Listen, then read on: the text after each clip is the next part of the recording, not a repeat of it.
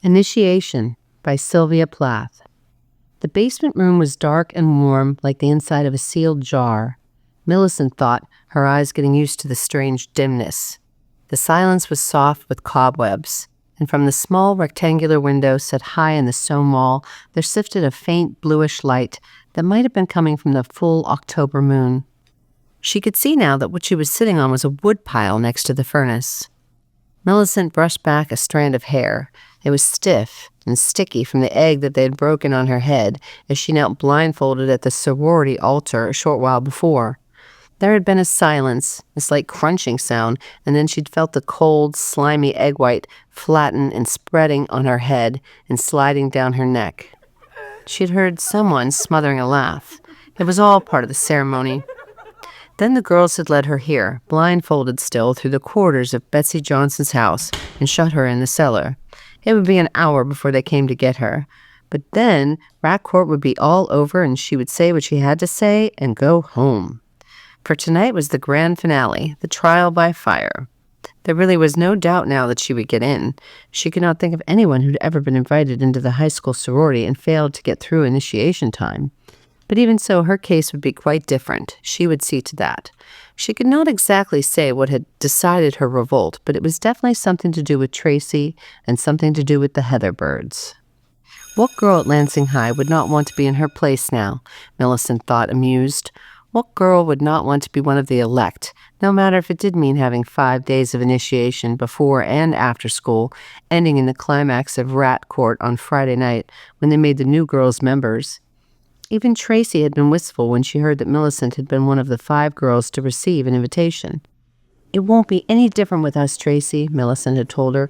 "We'll still go around together like we always have, and next year you'll surely get in." "I know, but even so," Tracy had said quietly, "you'll change, whether you think you will or not. Nothing ever stays the same." And nothing does, Millicent had thought. How horrible it would be if one never changed, if she was condemned to be the plain, shy Millicent of a few years back for the rest of her life. Fortunately, there was always the changing, the growing, the going on. It would come to Tracy, too. She would tell Tracy the silly things the girls had said, and Tracy would change also, entering eventually into the magic circle. She would grow to know the special ritual as Millicent had started to last week. First of all, Betsy Johnson, the vivacious blonde secretary of the sorority, had told the 5 new candidates over sandwiches in the school cafeteria last Monday. "First of all, each of you has a big sister. She's the one who bosses you around, and you just do what she tells you." "Remember the part about talking back and smiling," Louise Fullerton put in, laughing. She was another celebrity in high school, pretty and dark and vice president of the student council. "You can't say anything unless your big sister asks you something or tells you to talk to someone. And you can't smile no matter how you're dying to." The girls had laughed a little nervously. And then the bell had rung for the beginning of afternoon classes. It would be rather fun for a change, Millicent mused, getting her books out of her locker in the hall. Rather exciting to be part of a closely knit group, the exclusive set at Lansing High. Of course, it wasn't a school organization. In fact, the principal, Mr. Cranton, wanted to do away with initiation week altogether because he thought it was undemocratic and disturbed the routine of schoolwork. But there wasn't really anything he could do about it. Sure, the girls had come to school for 5 days without any lipstick on and without curling their hair, and of course everybody noticed them, but what could the teachers do? Millicent sat down at her desk in the big study hall. Tomorrow she would come to school proudly, laughingly, without lipstick, with her brown hair straight and shoulder length, and everybody would know, even the boys would know, that she was one of the elect. Teachers would smile helplessly, thinking perhaps, "So now they've picked Millicent Arnold. I never would have guessed it." A year or 2 ago, not many people would have guessed it. Millicent had waited a long time for acceptance, longer than most. It was as if she'd been sitting for years in a pavilion outside of a dance floor, looking in through the windows at the golden interior, with the lights clear and the air like honey, wistfully watching the gay couples waltzing to the never-ending music, laughing in pairs and groups together, no one alone. But now, at last, amid a week of fanfare and merriment, she would answer her invitation to enter the ballroom through the main entrance marked Initiation.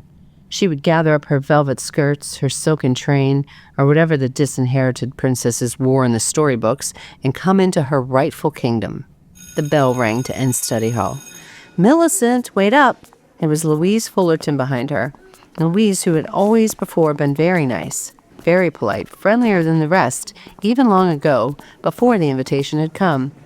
"Listen," Louise walked down the hall with her to Latin, their next class. "Are you busy right after school today? Because I'd like to talk to you about tomorrow." "Sure, I have lots of time."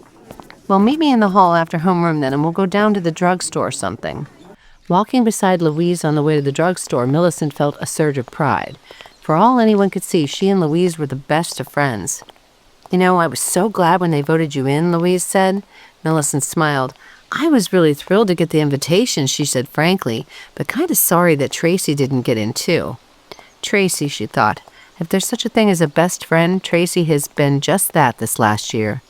"Yes, Tracy," Louise was saying. "She's a nice girl, and they put her up on the slate, but, well, she had 3 blackballs against her." "Blackballs? What are they?" "Well, we're not supposed to tell anybody outside the club, but seeing as you'll be in at the end of the week, I don't suppose it hurts." They were at the drugstore now. "You see," Louise began explaining in a low voice after they were seated in the privacy of the booth, "once a year the sorority puts up all the likely girls that are suggested for membership." Millicent sipped her cold, sweet drink slowly, saving the ice cream to spoon up last. She listened carefully to Louise, who's going on. "And then there's a big meeting, and all the girls' names are read off, and each girl is discussed." "Oh?" Millicent asked mechanically, her voice sounding strange. "Oh, I know what you're thinking," Louise laughed, "but it's really not as bad as all that. They keep it down to a minimum of catting.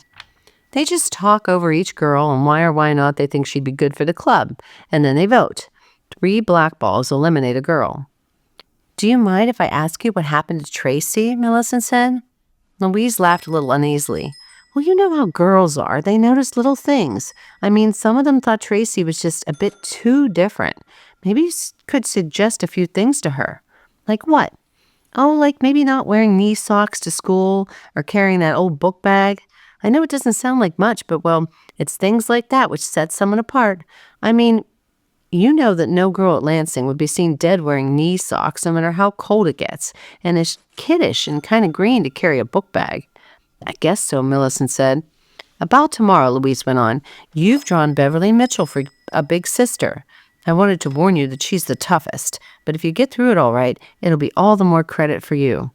"Thanks, Lou," Millicent said gratefully, thinking, this is beginning to sound serious. Worse than a loyalty test that's grilling over the coals. What's it supposed to prove anyway? That I can take orders without flinching? Or does it just make them feel good to see us run around at their beck and call? "All you have to do really," Louise said, spooning up the last of her sundae, "is be very meek and obedient when you're with Bev and just do what she tells you. Don't laugh or talk back or try to be funny, or she'll just make it harder for you. And believe me, she's a great one for doing that. Be at her house at 7:30. And she was. She rang the bell and sat down on the steps to wait for Bev. After a few minutes, the front door opened and Bev was standing there, her face serious. "Get up, gopher," Bev ordered. There was something about her tone that annoyed Millicent. It was almost malicious, and there was an unpleasant anonymity about the label gopher, even if that was what they always called the girls being initiated. It was degrading, like being given a number. It was the denial of individuality. Rebellion flooded through her. "I said get up. Are you deaf?" Millicent got up, standing there. "Into the house, gopher. There's a bed to be made and a room to be cleaned at the top of the stairs." Millicent went up the stairs mutely. She found Bev's room and started making the bed. Smiling to herself, she was thinking, how absurdly funny, me taking orders from this girl like a servant. Bev was suddenly there in the doorway. "Wipe that smile off your face," she commanded. There seemed to be something about this relationship that was not all fun. In Bev's eyes, Millicent was sure of it. There was a hard, bright spark of exultation. On the way to school, Millicent had to walk behind Bev at a distance of 10 paces, carrying her books. They came up to the drugstore where there was already a crowd of boys and girls from Lansing High waiting for the show. The other girls being initiated were there, so Millicent felt relieved. It would not be so bad now being part of the group. "What do we have them do?" Betsy Johnson asked Bev. That morning, Betsy had made her gopher carry an old colored parasol through the square and sing, "I'm always chasing rainbows." "I know Herb Dalton," the good-looking basketball captain said. A remarkable change came over Bev. She was all at once very soft and coquettish. You can't tell them what to do, Bev said sweetly. Men have nothing to say about this little deal. All right, Herb laughed and stepped back, pretending to fend off a blow. It's getting late, Louise had come up. Almost 8:30. We better get them marching on to school. The Gophers had to do a Charleston step all the way to school, and each one had her own song to sing, trying to drown out the other four. During school, of course, you couldn't fool around, but even then there was a rule that you mustn't talk to boys outside of class or at lunchtime, or any time at all after school. So the sorority girls would get the most popular boys to go up to the Gophers and ask them out, or try to start them talking, and sometimes a Gopher was taken by surprise and began to say something before she could catch herself. And then the boy reported her, and she got a black mark. Herb Dalton approached Millicent as she was getting ice cream at the lunch counter that noon. She saw him coming before he spoke to her, and looked down quickly, thinking, he's too princely, too dark and smiling, and I am much too vulnerable. Why must he be the one I have to be careful of? I won't say anything, she thought. I'll just smile very sweetly. She smiled up at Herb, very sweetly and mutely. His return grin was rather miraculous. It was surely more than was called for in the line of duty. I know you can't talk to me, he said very low, but you're doing fine, all the girls say. I even like your hair straight and all. Bev was coming toward them then, her red mouth set in a bright, calculating smile. She ignored Millicent and sailed up to Herb. Why waste your time with Gophers, she caroled gaily. Their tongues are tied, but completely. Herb managed a parting shot, but that one keeps such an attractive silence. Millicent smiled as she ate her sundae at the counter with Tracy. Generally, the girls who were outsiders now, as Millicent had been, scoffed at the initiation antics as childish and absurd, to hide their secret envy. But Tracy was understanding as ever. Tonight's the worst, I guess, Tracy, Millicent told her. I hear the girls are taking us on a bus over to Lewiston and going to have us performing in the square. Just keep a poker face outside, Tracy advised, but keep laughing like mad inside. Millicent and Bev took the bus ahead of the rest of the girls. They had to stand up on the way to Lewiston Square. Bev seemed very cross about something. Finally, she said, You were talking with Herb Dalton at lunch today. No, said Millicent honestly. Well, I saw you smile at him. That's practically as bad as talking. Remember not to do it again. Millicent kept silent. It's 15 minutes before this bus gets into town, Bev was saying then. I want you to go up and down the bus asking people what they eat for breakfast. Remember, you can't tell them you're being initiated. Millicent looked down the aisles of the crowded bus and felt suddenly quite sick. She thought, how will I ever do it going up to all these stony-faced people who are staring coldly out the window? You heard me, Gopher. Excuse me, madam, Millicent said politely to the lady in the first seat of the bus, but I'm taking a survey. Could you please tell me what you eat for breakfast? Why, just orange juice and toast and coffee, she said. Thank you very much, Millicent went on to the next person, a young businessman. He ate eggs sunny side up, toast and coffee. By the time Millicent got to the back of the bus, most of the people were smiling at her. They obviously know, she thought, that I'm being initiated into something. Finally, there was only one man left in the corner of the back seat. He was small and jolly, with a ruddy, wrinkled face that spread into a beaming smile as Millicent approached. In his brown suit with the forest green tie, he looked something like a gnome or a cheerful leprechaun. Excuse me, sir, Millicent smiled, but I'm taking a survey. What do you eat for breakfast? Heather bird eyebrows on toast, the little man rattled off. What? Millicent exclaimed. Heather bird's eyebrows, little man explained. Heather birds live on the mythological moors and fly about all day long, singing wild and sweet in the sun. They're bright purple and have very tasty eyebrows. Millicent broke out into spontaneous laughter. Why, this was wonderful, the way she felt a sudden comradeship with a stranger. Are you mythological too? Not exactly, he replied, but I certainly hope to be someday. Being mythological does wonders for one's ego. The bus was swinging into the station now. Millicent hated to leave the little man. She wanted to ask him more about the birds. And from that time on, initiations didn't bother Millicent at all. She went gaily about Lewiston Square from store to store asking for broken crackers and mangoes, and she just laughed inside when people stared and then brightened, answering her crazy questions as if she were quite serious and really a person of consequence. So many people were shut up tight inside themselves like boxes, yet they would open up, unfolding quite wonderfully, if only you were interested in them. And really, you didn't have to belong to a club to feel related to other human beings. One afternoon, Millicent had started talking with Leanne Morris, another one of the girls being initiated, about what it would be like when they were finally in the sorority. "Oh, I know pretty much what it will be like," Leanne had said. "My sister belonged before she graduated from high school 2 years ago." "Well, just what do they do as a club?" Millicent wanted to know. "Why, they have a meeting once a week. Each girl takes turns entertaining at her house." "You mean it's just sort of an exclusive social group?" "I guess so, though that's a funny way of putting it. It sure gives a girl prestige value. My sister started going steady with the captain of the football team after she got in. Not bad, I'd say." No, it wasn't bad, Millicent had thought, lying in bed on the morning of rat court and listening to the sparrows chirping in the gutters. She thought of Herb. Would he have ever been so friendly if she were without the sorority label? Would he ask her out, if he ever did, just for herself, no strings attached? There was another thing that bothered her, leaving Tracy on the outskirts. Because that's the way it would be. Millicent had seen it happen before. Outside, the sparrows were still chirping. As she lay in bed, Millicent visualized them, pale, gray-brown birds in a flock, one like the other, all exactly alike. And then, for some reason, Millicent thought of the heather birds, swooping carefree over the moors. They would go singing and crying out across the great spaces of air, dipping and darting, strong and proud in their freedom and their sometime loneliness. It was then that she made her decision.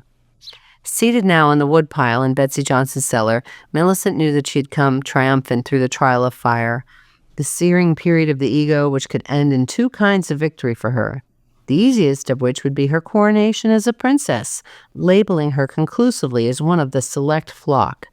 The other victory would be much harder, but she knew it was what she wanted. It was not that she was being noble or anything. It was just that she had learned there were other ways of getting into the great hall, blazing with lights, of people and of life.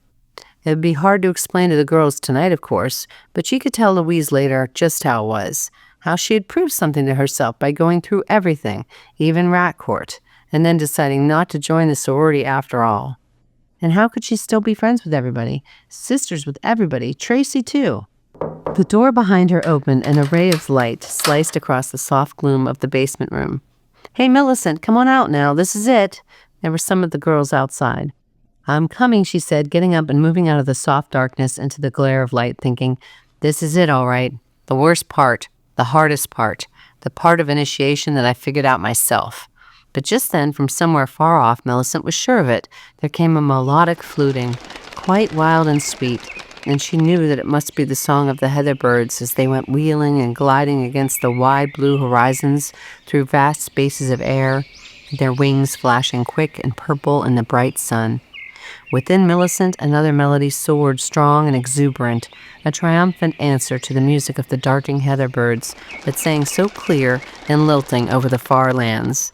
And she knew her own private initiation had just begun.